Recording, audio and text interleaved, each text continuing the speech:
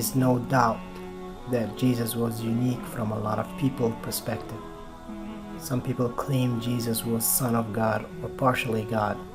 Some people claim Jesus was a human and prophet from God, came with the great miracles. Other people claim Jesus was a liar and he did not deserve to live on this earth. God says, indeed, the example of Jesus to Allah is like that of Adam. He created him from dust, then he said to him, be, and he was. At the end of this video, you will understand exactly how was Jesus created. Jesus goes through 7 stages of creation, unlike the normal people go through 6 stages. His DNA consists of 25 chromosomes, which is proof from God that he had no human father, and he will be back to the earth following the last 25th revelation. The creation of Jesus was the last cycle of God miracles creations. God created man from none, man from women, women from man. Both women and men produced tons of men and women. What you're about to see now is scientifically proven and from the Quran. And just remember, nothing is coincidence in this world, especially what God has created. God is perfect. Regardless of whether or not they believe in God, most scientists agree the cosmic code appears to exist.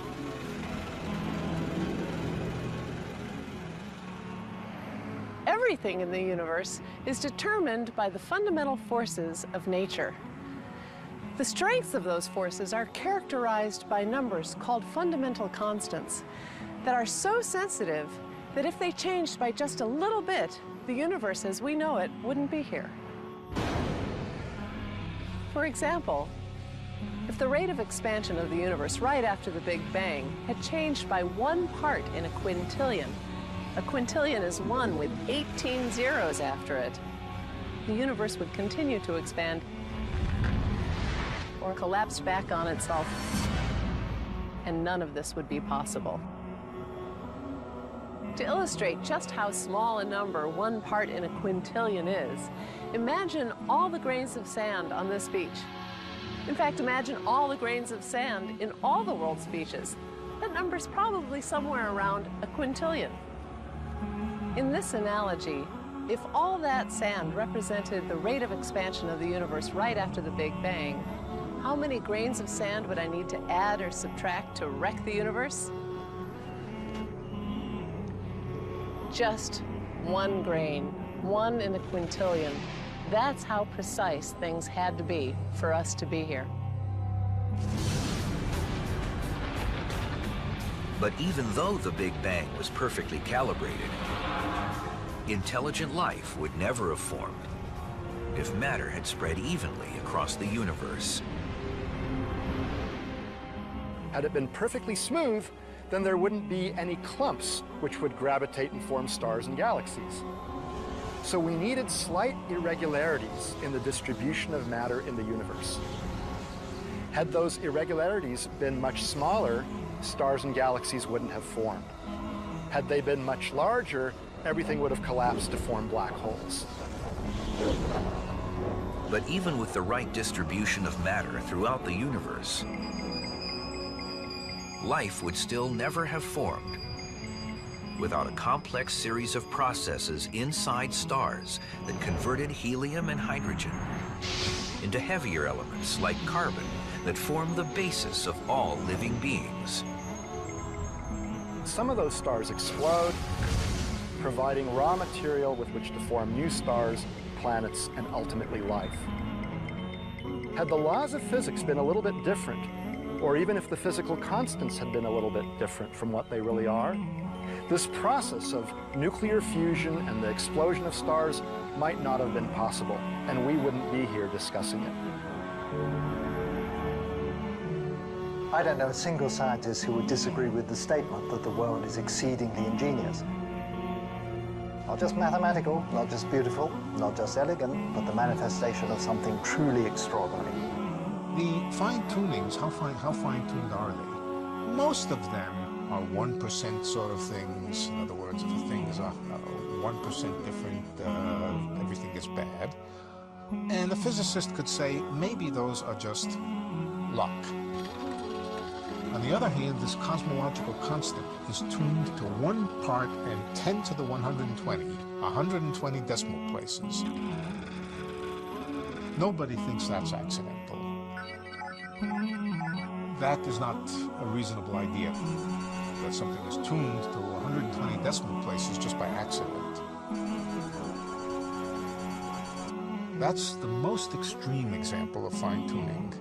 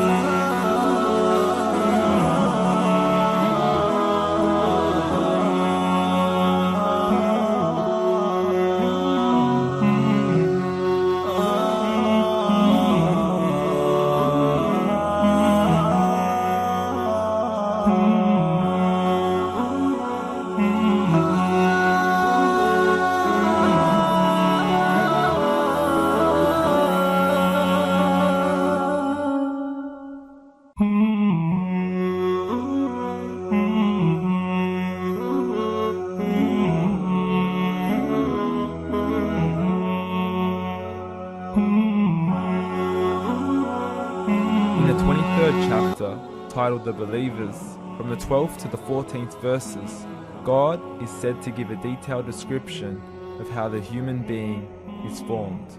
It begins by saying, "We then placed him as a sperm drop in a place of settlement, firmly fixed. Then we made the drop into a alaqa." We will translate this word very soon. "And then we changed the alaqa into a lump. Then we made out of that lump into bones.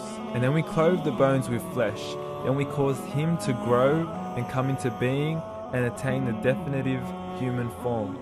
In the 21st century, we can now safely say that this verse is clearly describing the process of human development in correct chronological order.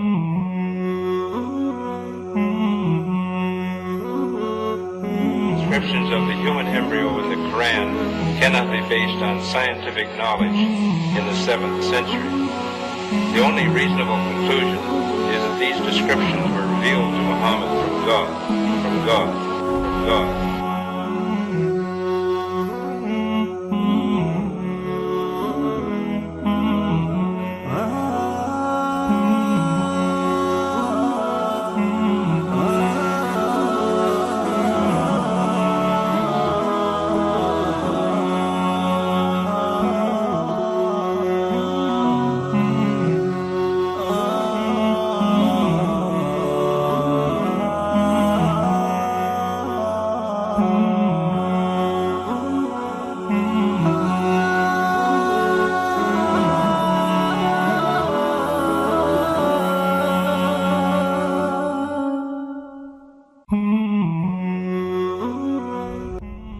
Imagine a world where a woman could bring back her deceased husband by giving birth to him.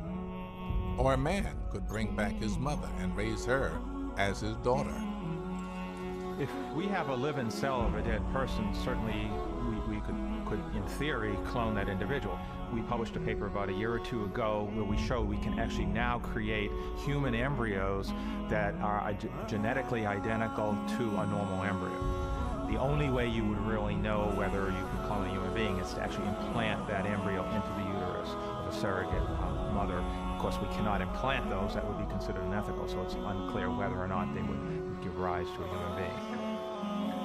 Society has vehemently rejected reproductive human cloning. In this climate, it is extremely difficult for geneticists to obtain funding for their research. There is also a shortage of material. So one of the problems with human cloning is the supply of eggs. So with a mouse or a cow, we can get literally hundreds, if not thousands of eggs. We can go to the slaughterhouse, for instance, and get them for $1 each and get thousands of these cow eggs. With the humans, it took us over a year just to get 5 eggs. Even if you had the eggs, it could take hundreds of pregnancies to perfect human cloning, a process that could result in scores of babies with horrific genetic damage. It'd be very much like if you wanted to clone your child, it'd be like sending them up in a rocket with a 50-50 chance it would blow up. In most of the world, cloning humans is not illegal. One day, a rogue scientist will pull it off. But cloning a person is not the same as duplicating a person. A lot of people, who have their pets, they want to often clone them, and they want Fluffy back. And what I tell them is, you're not going to get Fluffy back. As a matter of fact, we actually cloned entire herds of cows from a single cell from the same animal, and they develop a whole hierarchy, just like we do in humans. So you have timid cows and aggressive cows, and they're all clones. So they develop their own behavioral patterns. So the environment has a very profound impact on your development. Let's say we decide to take DNA from Einstein's hair and grow some new Einsteins. Those clones would not be the man who wrote E equals MC squared. Each would have a unique personality shaped by his environment. Clones are like identical twins, born years apart. They may be similar, but they will not be the same.